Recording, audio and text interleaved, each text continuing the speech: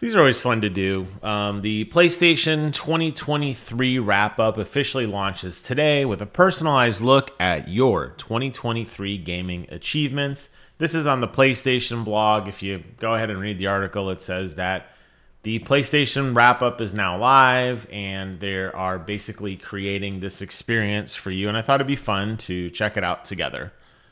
I don't really know. Without even loading this up, I would have to guess Call of Duty Modern Warfare 2 is probably my most played game on PlayStation, but there were a lot of really good games that came out this year, and my backlog is kind of silly. So there's a good chance that a game that I played the most is something that actually hasn't even released this year, maybe 2 or 3 years old. So we're going to look at mine together and have a little fun with this. So my PlayStation 2023 wrap up goes a little something like this.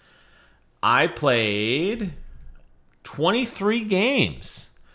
I feel like I played more than 23 games. Now, I know that my gaming is spread across Nintendo Switch and Xbox and PC, so it's pretty easy to think that some of them did cross. I find it interesting that my first game was The Division 2. I haven't played The Division 2 in a very, very long time. I was really hot and heavy. I want to say it was like season 12 or 13 when I got into it and doing all the hunts and everything, and I kind of just vanished. So there you have it. That's my first little achievement. I had a whopping 23 games. Let's go ahead and see what's next on my wrap up. And it is my big top 5 of 2023. I kind of thought so. I thought Call of Duty would take the most time at 69 hours spent. Stranger in Paradise, Final Fantasy Origins. See, I did play that early in the year, and I totally forgot about that. Came at 34 hours. God of War Ragnarok came in at 27 hours. What a phenomenal game that was. Remnant 2 just wrapped that game up not too long ago at 20 hours. And then Tom Clancy at 15. That did fall off pretty quickly. So, not bad. And there you get your little card for your top game. But I knew it would be Call of Duty. Like, I just knew because that's like my game, you know? All right, moving on to the next category. We have your game style is Gunslinger. You spent 40% of your time lining up your shots and making them count. So I guess what they do is they do some sort of algorithm to determine. If you actually go back looking at this, Call of Duty's a shooter, Remnant's a shooter, Tom Clancy's a shooter, so that would make sense. So I think they got that right. I definitely do enjoy the shooter genre. FPS is my absolute favorite genre. I play a ton of FPS, so that makes a ton of sense. All right, moving on to the next category. This is, let's look at what you got up to month by month. So for January, my game of the month was God of War Ragnarok. Call of Duty came in at a whopping 9 hours in February. I guess I wasn't playing a lot of PlayStation at that time. Call of Duty again in March and in April and in May. Dabbled very slightly in June with a whopping 2 hours spent on Tom Clancy's Division. Did I not turn my PlayStation on for like 4 or 5 months? This seems insanely low to me, but you know, apparently I didn't even play games in July. Is that even possible? Like, I mean, I guess, you know, I jump around from console to console. I'd have to see like a Nintendo year in review and an Xbox year in review and kind of cross-reference with my Steam to see kind of what I was up to then. Maybe I was on a lot of vacations. Maybe we were going to Disney a lot. I don't know, but that's really sad. July, the PlayStation didn't even get turned on. Stranger Paradise, I absolutely adored that game. I beat it. I picked up the DLC. I even beat that. That was definitely all of August. And then it would make sense that September and October I got into some Call of Duty. I did play and beat Resident Evil 3 as one of my backlog games in November. I did a really long, fun review on that game, and it was really, really good. There was a couple things that I think could have been better, but that was a fun 9 hours spent. And then Remnant wrapping up December. But I will say, I guess, if you're looking at the metrics and you're cross-referencing, it says Remnant was my game of the month in December, playing for 15 hours. I guess maybe I played a little bit of it in November, but I remember thinking in previous wrap-ups, the math didn't always quite add up, and this is one of those indications where I feel like maybe the math didn't quite add up. So it looks like you don't get an emblem for this because I guess there's really nothing to share because you're just showing a spread of multiple months. This was my PlayStation Plus. What is this? Take aim and pull the trigger on this fully loaded playlist for Dead Eyes only. Oh, this is an ad. Okay. It took me a minute. I was trying to figure out, like, what does this have to do with my wrap up? Well, 2023 is definitely the year of inserting ads everywhere they can possibly be.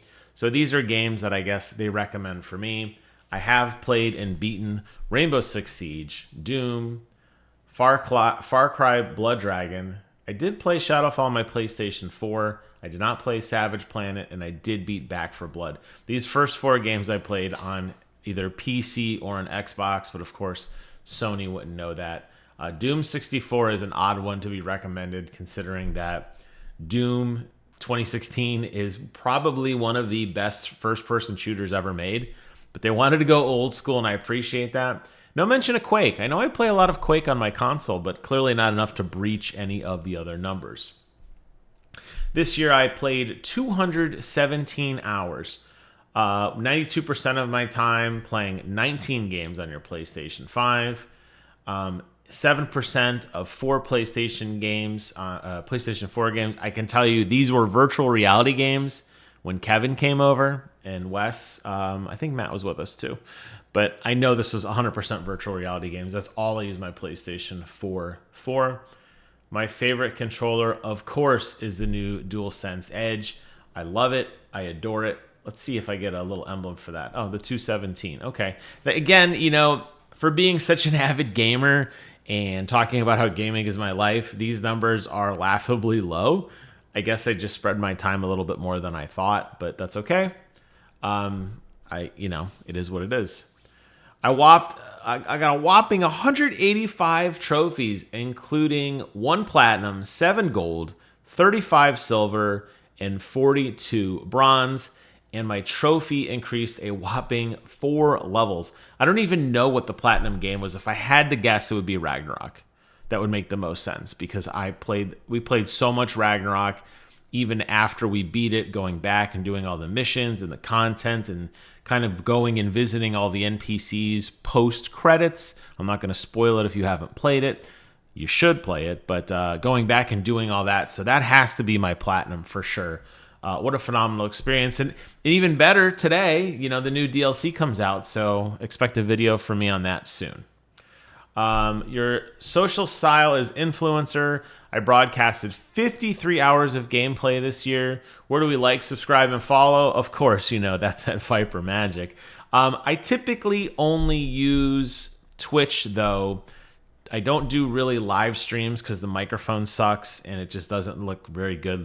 The video is somewhat compressed. The audio is horrible. But I typically use it as a free streaming device to pull stuff off later to do my video reviews on my computer. So all those hours were just basically me playing in silence with just the game audio so that I could go back later and record highlight reels or clips or reviews or any of the other stuff that I've been putting over to the air. So there you have it. Those are my cards. It looks like there's 2 tabs left. We'll see what's left. I earned a whopping 8 digital collectibles and 600 points and PlayStation stars. I really thought I would get into this. I could care less about what PlayStation stars is. It's all these goofy rewards you put on some sort of virtual shelf. I don't know how I got these collectibles. I don't know what I would do with the points. But apparently I will receive the Spider-Man bot after I complete my wrap-up. So how about that? There you go. And I assume that's what this is going to be. But what a year! Share and compare your greatest memories for 2023 with all your friends. I unlocked my PlayStation Stars digital voucher. By the time you're watching this video, I already renewed it. But if you haven't gone through it, go ahead and try it. Maybe it's just a generic code for everyone. Coming up soon, Helldivers 2. That's a game I cannot wait to play. I am very, very excited for Rise of Ronin, Final Fantasy VII Rebirth, and Silent Hill 2. no interest in the PlayStation Portal. I have a phenomenal setup that I have with my Shit Hell 2 and my Sennheiser headphones, so I do not need the Pulse Explorer wireless earbuds. So, of course, got to sneak in a little bit more of the ads there. But this was a lot of fun. I hope you guys enjoyed it. I know these videos are typically some of my lower viewed videos, but that's okay. I enjoy doing them. It's always fun to reflect on what 2023 was as a year in gaming. Maybe Xbox will put together one soon. Maybe Steam will put together one soon. And if they do, rest assured, I'll be talking about it here. Thank you guys so much for watching. Take care of yourselves. And until next time, I will see you guys on the other side.